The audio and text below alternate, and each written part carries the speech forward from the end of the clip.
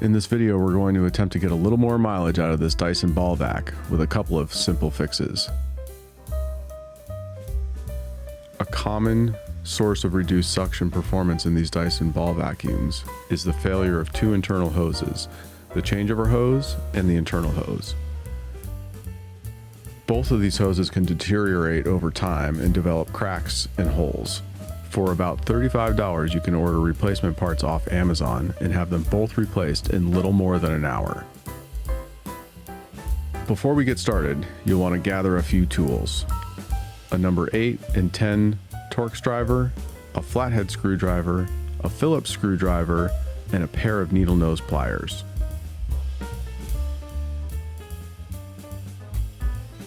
To get started, remove the power head from the vacuum and set that aside.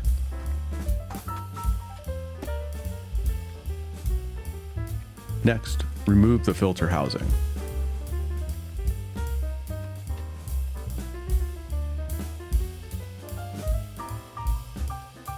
Then remove the 6 screws on the interface plate.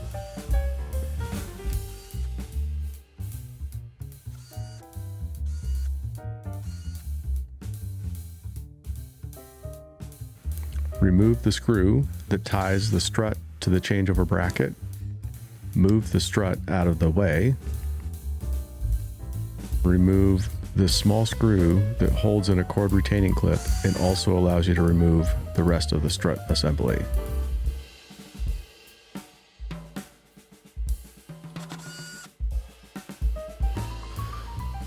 Flip over again and remove the last screw holding in the changeover hose.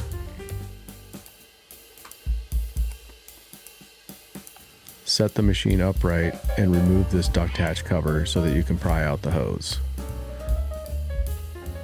This is where you'll want to use your flathead screwdriver. It just takes a little finesse to get it out. Remove the hose and inspect for holes, cracks, etc. If the changeover hose is the culprit, you're in luck. Reverse the steps to install and be on your way. Removing the internal hose requires a bit more effort. First, remove this tiny Phillips head screw. Then the cover on the opposite side of the ball. Just use your needle nose pliers to rotate the cap off and then the nut holding the housing on.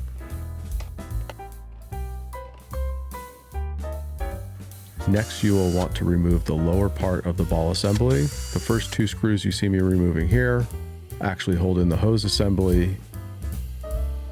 You can skip those and focus on the front 2 screws and these 3 screws on the side to get this thing off.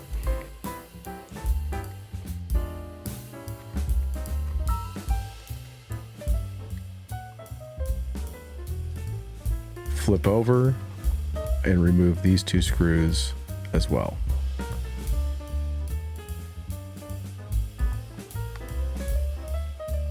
From there, with a little bit of finesse, you can pull off this lower assembly and remove the hose. With everything apart, now is a good time to try and get rid of some of the dust and dirt that is built up inside the ball assembly.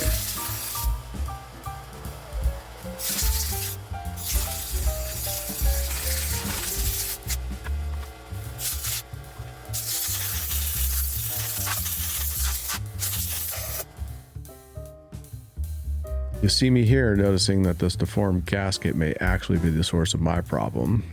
I would later heat this up with a heat gun to get it back in shape so that it would seal better against the canister. Reassembly is pretty simple, just work it in reverse. Four screws to attach the hose assembly. The most finicky part of this whole reassembly is this little cog here. You do need to pay attention to how that seats up against a gear on the other side of the ball so that the changeover hose mechanism works properly. Take your time with this part. Make sure you get all the screws and parts back where they belong. In a world where most consumer goods and appliances are tossed out when they break or show signs of wear, it's nice to know that These Dyson vacuums are pretty serviceable.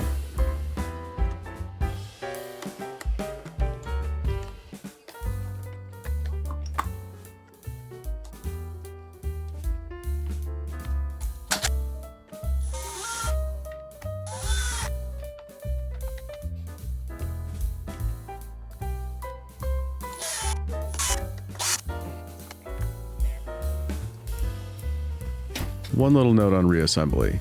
Getting the changeover hose back in is a little tricky.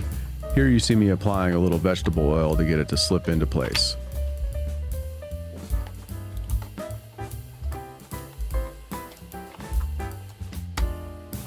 From this point, you're essentially done.